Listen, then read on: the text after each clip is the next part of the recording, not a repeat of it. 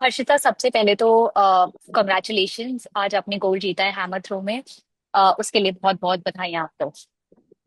Thank you thank so Harshita, आप हमें थोड़ा अपने बारे में बताइए कि आप कहाँ से हैं, कब से ट्रेनिंग कर रही हैं, कहाँ पे ट्रेनिंग करती हैं। मैं दिल्ली से हूँ एंड मैं 2014 से हैमर थ्रो कर रही हूँ। एंड अभी मैं रिलायंस फाउंडेशन मुंबई में ट्रेनिंग कर रही हूँ अंडर स्टीव लेम के कोच। और किसने आपको इंस्पायर किया हैमर थ्रो चूज करने के लिए। एक्चुअली दिल्ली स्टेट में मेरे फादर के फ्रेंड ने मुझे इंस्पायर किया हैमर को स्टार्ट करने के लिए। तो वो मुझे करवाया गया था, फिर उसके बाद वो मेरी जिद बन गया था। जब आपने बोला कि आपकी जिद बन गया था, तो कैसे, मतलब किस तरीके से आप मोटिवेटेड थी हर दिन ग्राउंड पे जाना एक्सेट्रा। थोड़ा अपनी जर्नी के बारे में हमें बताइए। जिद तो इसलिए है क्योंकि अभी हैमर का स्टैंडर्ड इंडिया में इतना हाई नहीं है। तो मेरी तो यही जिद है कि मुझे उसे बहुत ज्यादा हाई करना है। अपने जो स्टैंडर्ड्स हैं इंडिया के, वो हैमर को एक लेवल पे पहुंचाना है रिप्रेजेंटिंग इंडिया। तो मेनली तो मेरा जब भी मैं टेक पे ट्रेनिंग पे जाती हूँ तो मेरा बस यही रहता है कि अपने देश को रिप्रेजेंट करना है, अपना पर्सनल बेस्ट करना है।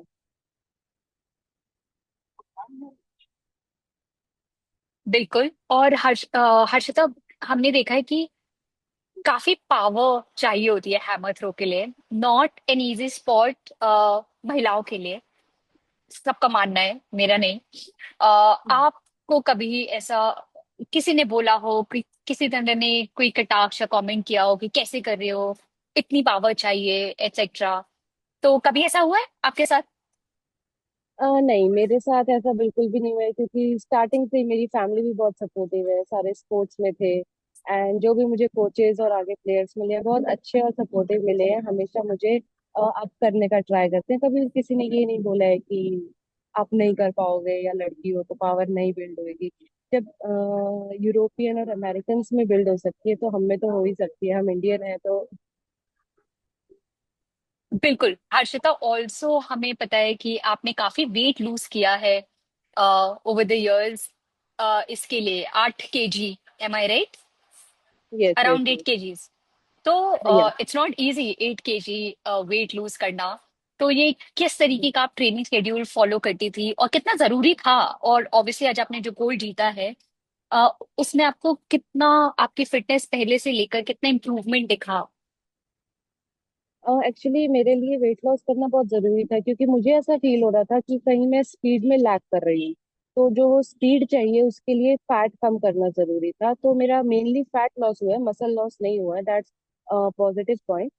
और अ, है बेनिफिशियल आगे। अभी सीजन का ये सेकेंडरी कंपटीशन है तो अभी इतना दिख नहीं रहा है, बट मेरे अंदर मुझे ऐसा फील होता है पावर भी बढ़ी है, स्पीड भी बढ़ी है। वेट लॉस से मुझे काफी फायदे हुए हैं। एंड मैंने 3 मंथ्स बहुत ज्यादा मेहनत की है। जो हमारी टीम है रिलायंस टीम, बहुत एसएनसीज वगैरह, बहुत रनिंग की है, सर्किट फ्लिप्स की है, सर्किट ट्रेनिंग की है, खाने पे पोर्शंस पे कंट्रोल किया है। तो फिर बहुत ही ज्यादा मेहनत की वो। फिर मुझे उस टाइम पे पता चल गया कि ठीक है अब मुझे वेट कंट्रोल ही रखना है, ज्यादा एक्सेसिव नहीं करना, बिकॉज लॉस करना बहुत मुश्किल है।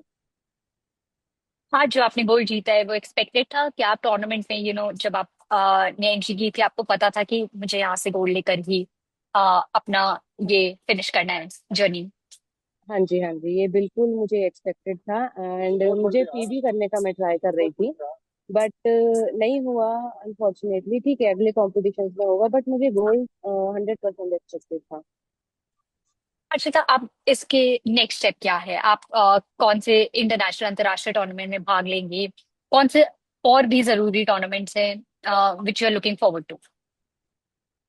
इस साल वर्ल्ड यूनिवर्सिटी है, तो अभी 28 to 30 उनकी ट्रायल है। तो आई विश कि मेरा उसमें सिलेक्शन हो जाए। तो मेरा मेन मोटिव तो वही रहेगा कि वर्ल्ड यूनिवर्सिटी में अपना लाइफ का बेस्ट परफॉर्मेंस देने का। बिल्कुल। और हर्षिता, बात की जाए आपके स्पोर्ट्स में, इन जनरल भी हर खिलाड़ी के लिए मेंटली स्ट्रांग होना बहुत ही जरूरी होता है। फिजिकल ट्रेनिंग के साथ साथ मेंटल ट्रेनिंग भी उतनी ही जरूरी है। तो आप किस तरह से अपने आप को कांस्टेंट मोटिवेट करती हैं, किस तरह से अपनी मेंटल ट्रेनिंग अपने आप को मेंटली फिट रखती हैं। अ, मैं मेंटली फिट रहने के लिए तो बुक्स रीड करती हूँ कंपटीशन के आसपास। तो वो मुझे बहुत ही ज्यादा पॉजिटिविटी देती है related to sports and positive think positive. ये वाली बुक्स रीड करती हूँ। प्लस जो मेरा इन्वायरमेंट है मैं उसको ट्राई करती हूँ कि पॉजिटिव ही रहे। मैं उन इंसान से बिल्कुल कट हो जाती हूँ जो मेरे लिए थोड़े बहुत भी नेगेटिव है। सो मेरी फैमिली बहुत पॉजिटिव है, मुझे सपोर्ट करती है, मेरी टीम, मेरे कोच सब पॉजिटिव है, तो मेरा तो पॉजिटिव रहना बनता ही है। मैं मोटिवेटेड रहती हूँ उन सबको देख के।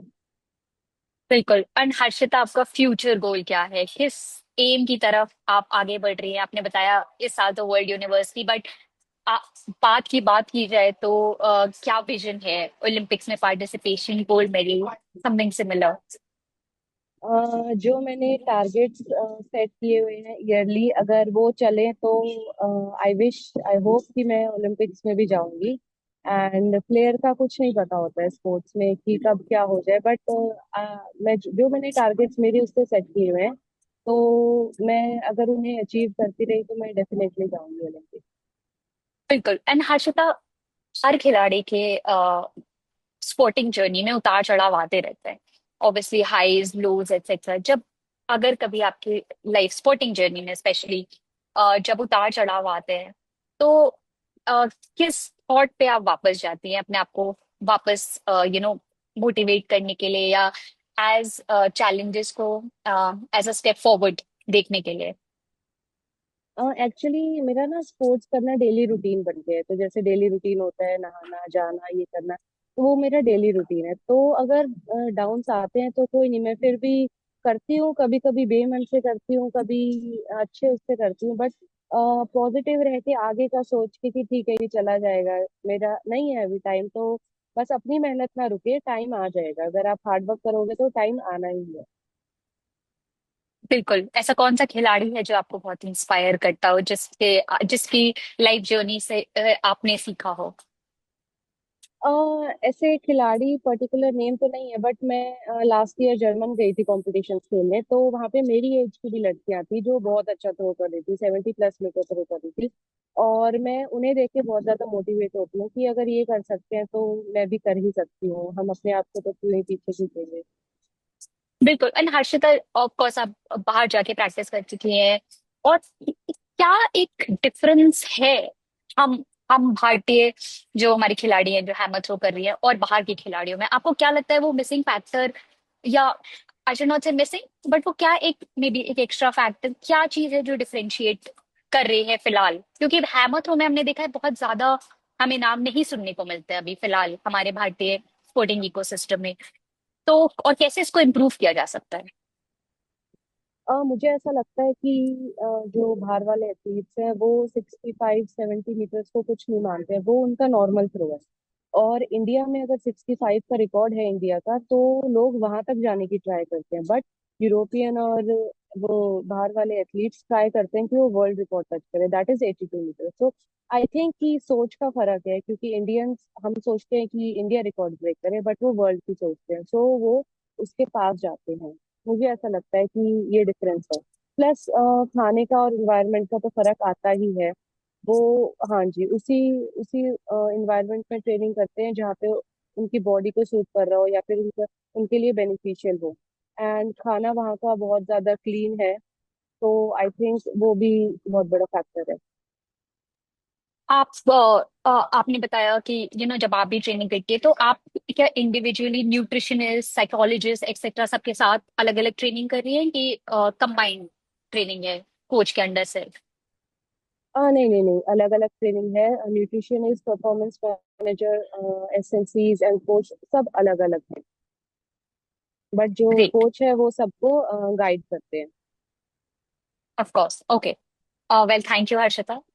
आज हमारे लिए आपने टाइम लगाया, स्पेशली आज आपने जो गोल्ड जीता है उसके लिए बहुत बहुत कंग्रेचुलेशन वंस अगेन। और बहुत बहुत धन्यवाद हमसे बात करके हमें इतना कुछ बताने के लिए। Thank you. Thank you so much, it's an honour, thank you.